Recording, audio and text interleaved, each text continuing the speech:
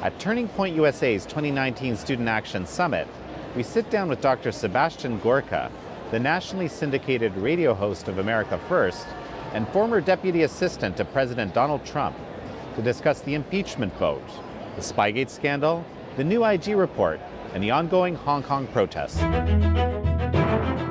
Seb Gorka, wonderful to have you back on American Thought Leaders. Thanks for having me, Jan. So we're here at the Student Action Summit, Turning Point USA. You're going to be speaking soon. I think we have to talk about impeachment. You're going to spoil the mood, Jan. No, I mean, it's we all. Have to. We have to. It seems like all everyone's talking about. Yeah. And I just saw a very, very interesting tweet.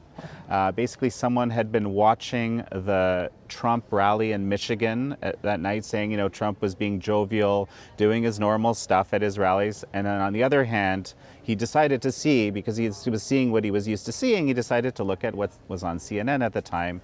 And it was being said that Trump is furious, that he's clearly red in the face, and it was just, again, these kind of two parallel universes happening. Your thoughts? It is there's two worlds. There's the narrative-driven fake news industrial complexes version of reality, and then there's the real world. And I told people, my wife and I, we were on to be in the White House for the Christmas party a week ago.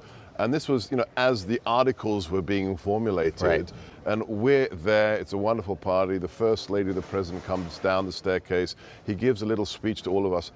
Jan, he's cracking jokes about impeachment. This was not a man who's worried, because he knows, he's looked at his track record for the last 3 years. Think about, the US economy has grown by $11 trillion. Not in a decade, in 3 years, 11 trillion. Lowest unemployment since 1969. The ISIS caliphate destroyed. On the verge of a trade deal with China. Abu Bakr al-Baghdadi dead. The USMCA about to go into effect. And this is the man they want to remove from office? It's sheer insanity. But this is what the new left has brought us to.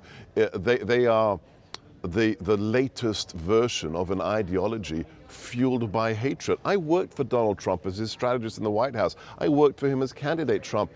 He is fueled by love of this country, and they can't detest the fact that he's so successful. And also, what are they going to run on in 319 days?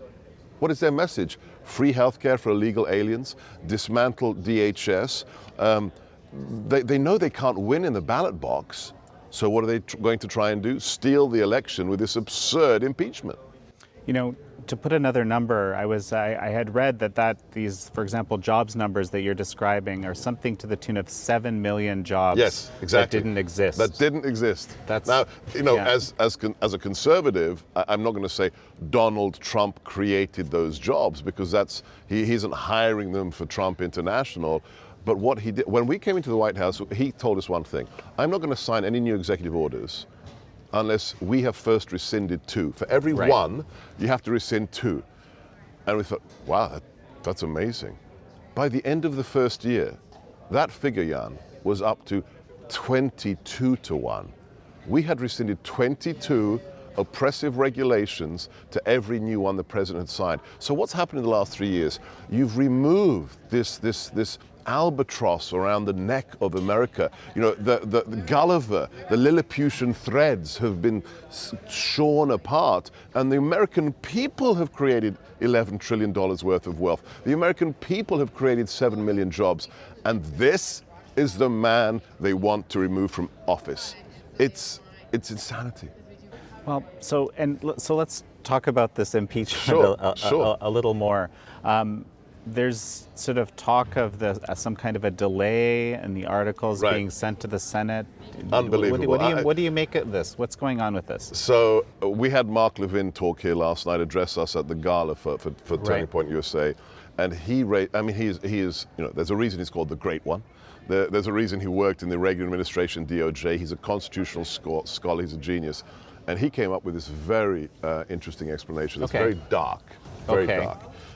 He said in response to a question, they rushed through this impeachment for one reason.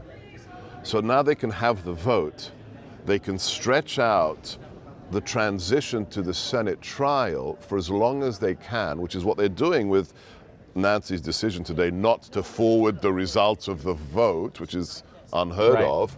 So for this proviso, they are deathly worried that in the next 320 days, something happens to Ruth Bader Ginsburg or another member of the Supreme Court resigns or what have you. And they want to say, oh, Donald Trump can't nominate a Supreme Court justice. He's under impeachment. He's about to be tried in the Senate. It's devilish. It's truly devilish what's happening right now, isn't it? Oh, that's so. which is again, it's not about the truth. It's not about the will of the American people. It's about subverting the will of the American people. 63 million Americans said, I want a non-politician to be the president, and all they're trying to do is to make it impossible for him to practice that mandate. But is it really subverting the entire agenda? Because I think it's relatively impossible that would he be impeached. I think the Senate Majority Leader spoke to that. But if he were impeached, suddenly you have Vice President Mike Pence takes the mantle. I know, this is how dumb the whole argument is. So somebody who they may even hate even more than President Trump, somebody who's avowedly, wears his faith on his sleeve, he'd become the president. Yeah, again, this isn't about logic. Again, it's not about cause and effect. It's not about common sense. It's about ideology. Think about this one thing, we know it. 19 minutes after I became Deputy Assistant to the President, so 19 minutes after he swore to become the 45th President of the United States, the Washington Post has an article saying the impeachment of Donald Trump begins now. 19 minutes, that's 2017.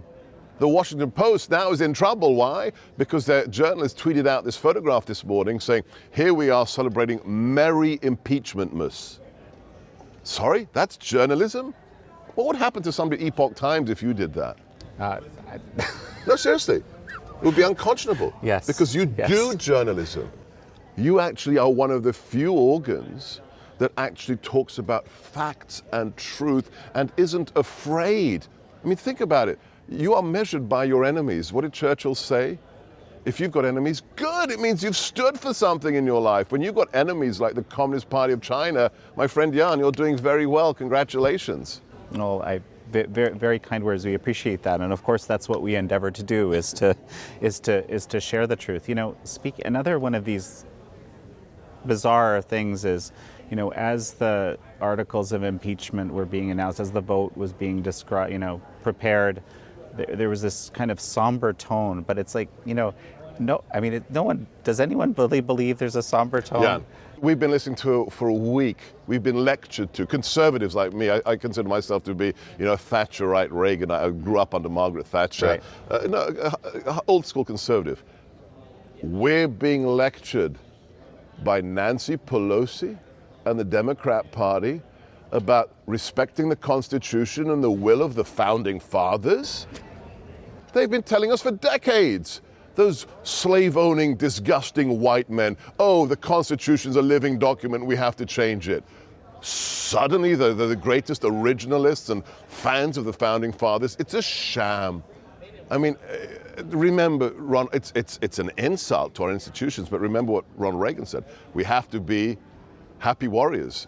This is absurd. This is a little bit Python-esque. To have Adam Schiff lecture us about the Constitution, a man who we find out, think of this is truly dictatorial. If you read the 400-page report from Adam Schiff's Intelligence Committee on impeachment, right, he doesn't hide it in the text, in the appendices. We have the telephone data, the private telephone data, not only of journalists like John Solomon, but also the president's private lawyer, not his White House lawyers, his personal lawyers, Rudy Giuliani, Jay Sekulow, and most egregious, which should disturb everybody. Sure. The telephone records of the ranking Republican member of the Intelligence Committee, Devin Nunes. Under what pretext? Adam Schiff isn't a law enforcement officer. What criminal act allowed him to acquire from AT&T the phone records of private citizens and his political opponents? That's chilling, Jan. Well, so where is this at? You know, we had this moment where Let me just focus on one person. So one of those people isn't involved in politics, he's not a member of a committee, he's not the president's lawyer, he's a journalist. He's absolutely, a friend of mine. And that really made me, and of course I know him as well, and it's ridiculous, right? How did the press react? God bless her, Kimberley Strassel wrote an article in the Wall Street Journal. One. The rest of the media, the ACLU, the journalist associations, the press corps, the White House press corps, the National Press Club, nothing. Which means what, Jan? Well, it means they've taken sides, and they're okay with a journalist being surveilled, his private records being used for political purposes. It's an outrage. I mean, I frankly don't know what to say.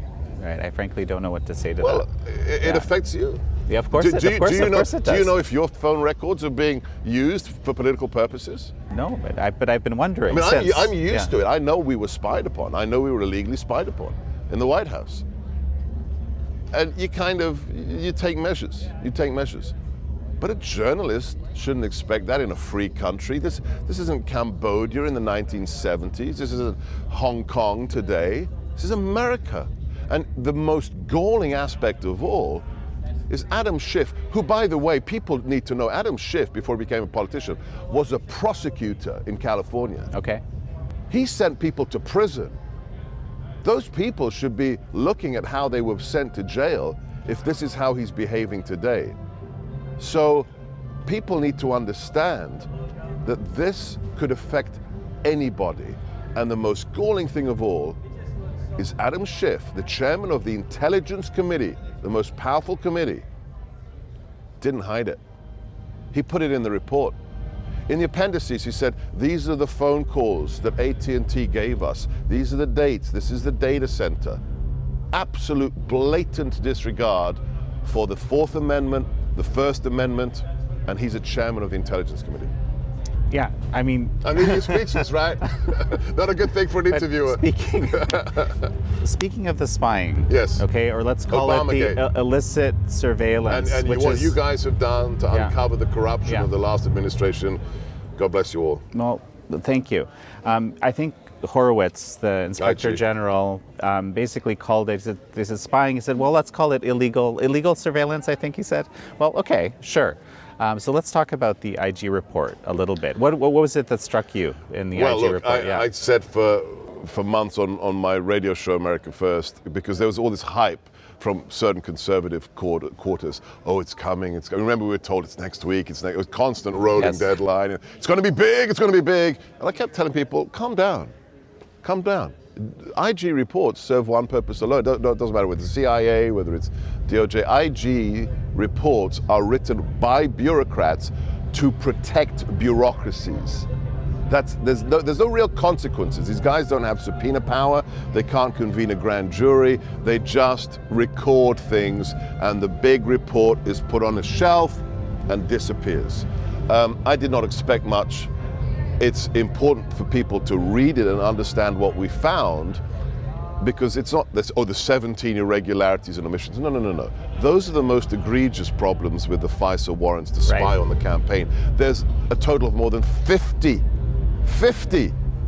omissions, lies, distortions by FBI agents, DOJ lawyers in the applications for warrants. And people who aren't familiar with a FISA warrant is created to spy on Americans if you have a predicate, meaning they are a likely terrorist, they work for an enemy power, and you have demonstrable evidence of that fact. 50 plus omissions and irregularities.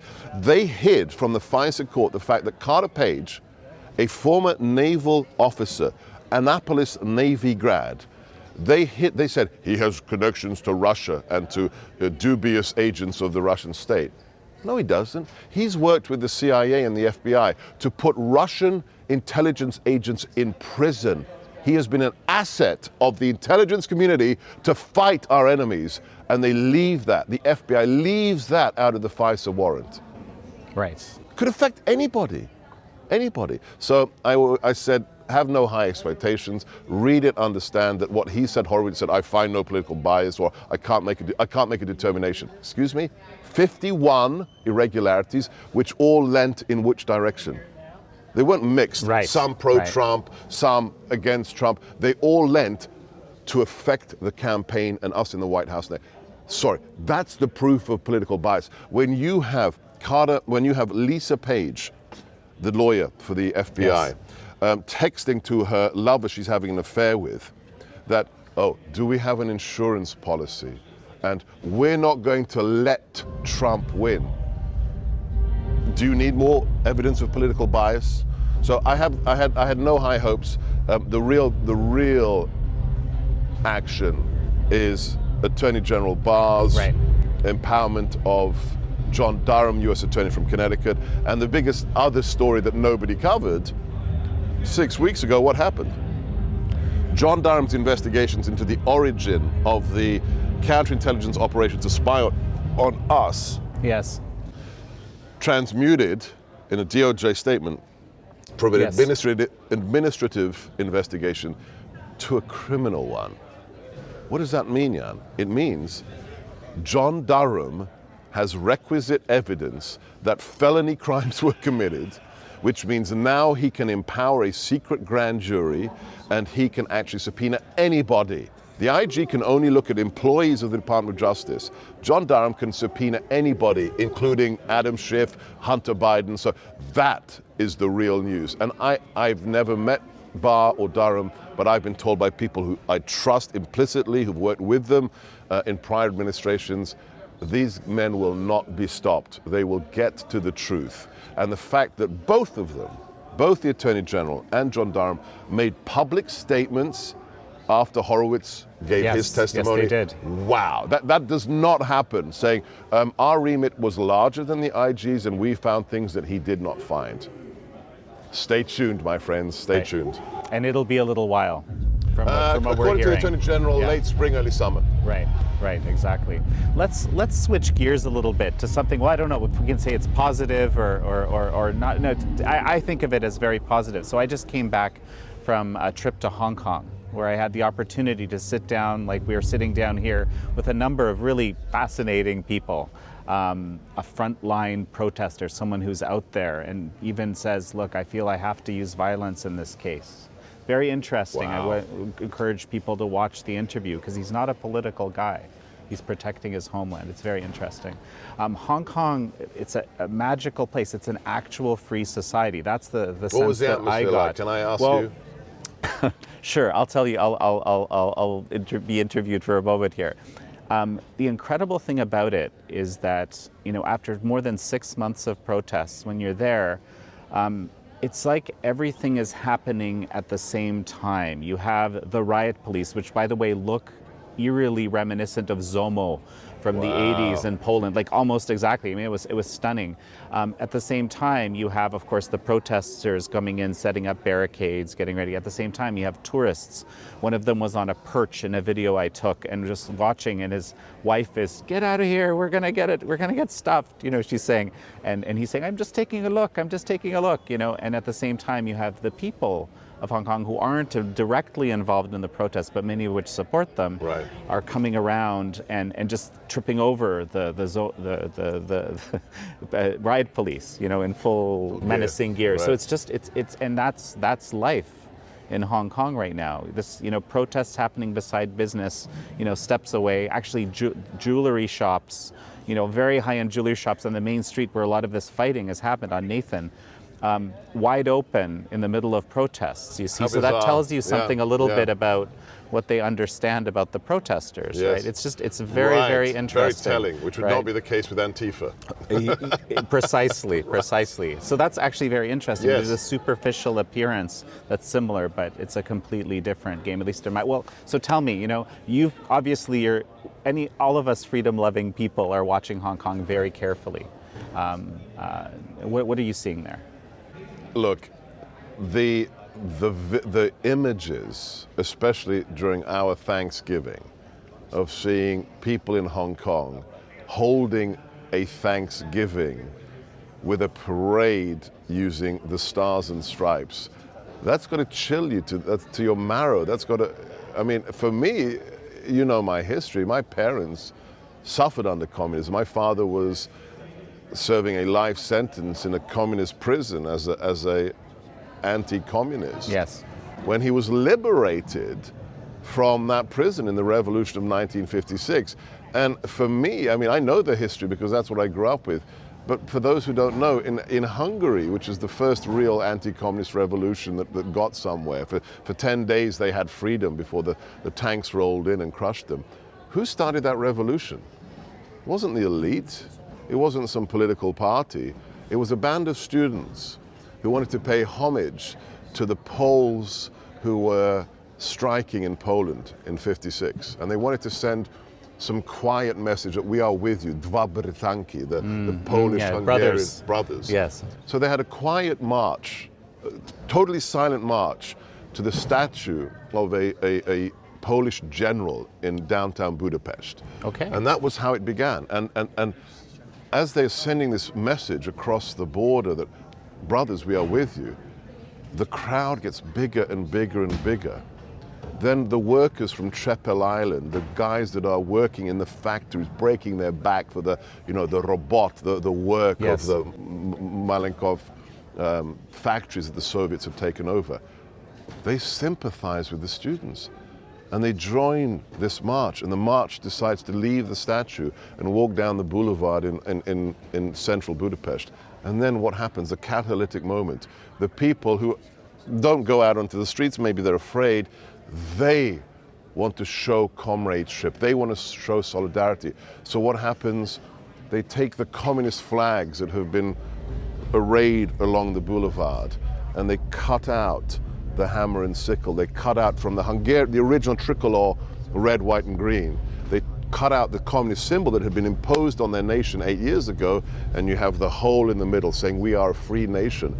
That's how the revolution in 1956 begins. And so for me, those kids, those students in Hong Kong, they're the reincarnation of Right. the Hungarian students who eventually captured a Soviet tank and liberated my father by busting down the front door of that prison and saying, if you're here on political, reasons, you are now a free man. So this is a glorious time. I'm not saying, I'm not predicting the future, because as Stalin said, about the Pope, who cares about the Pope? How many tank divisions does he have? So at the end of the day, those who control the weapons are always in control. But the idea that we have this, how many thousands of miles is Hong Kong from America? We have this visceral love of freedom expressed by these Thanksgiving parades with our flags. It's a glorious time. And I only know two things that I know for sure.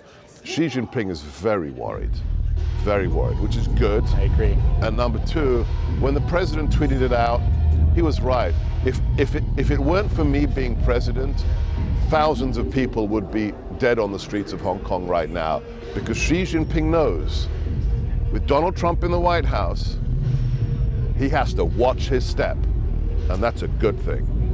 It's an incredible story that you just described. It wasn't, incredible story from Budapest back in the day. It's interesting because Michael Yan, who's a war correspondent who's in Hong Kong right now, he's been helping us with some of our live streaming and so forth. His perspective is basically that what is happening there is very similar to the solidarity movement of the 80s in Poland in itself. It's very interesting. And aside from the superficial similarity of the Zomo riot police and the riot police, amazing. And so, yeah, it's hard to predict where things will go, but it certainly helps that 2/3. Can I give you a little glimmer of hope? Please. So, for China to survive, my thing, I was a strategist. My thing is national security. Although, I have a radio show now. When you're dealing with an adversary, you have to understand what is called their strategic culture, how they think about matters strategic. Okay. Because the Chinese strategic culture is different from the French, the Belgians different from the Canadians. So you have to understand how that elite thinks about matters of security. Yes.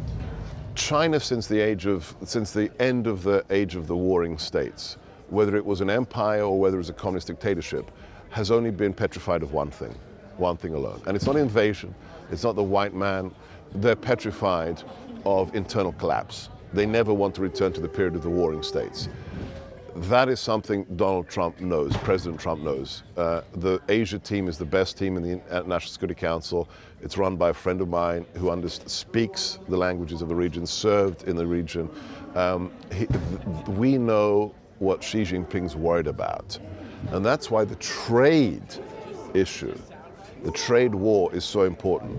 Because if China does not manage to maintain a double-digit growth rate in its GDP for the next 30 years, it will collapse. You will see Hong Kong events happening in mainland China. And we're already seeing some You're seeing the Uyghur provinces, yeah. Xinjiang and elsewhere, but you will see on a much wider scale. So the fact that China is worried about its internal stability but cannot survive without our soybeans. Yeah, we are now selling rice to China as of last week. America is selling rice to China. Let that sink in. They are desperate to stay intact as a nation. That's something that we will and can leverage to try and make sure that those protesters stay safe. Seb Gorka, such a pleasure to speak with you again. God bless you. Thank you, Jan.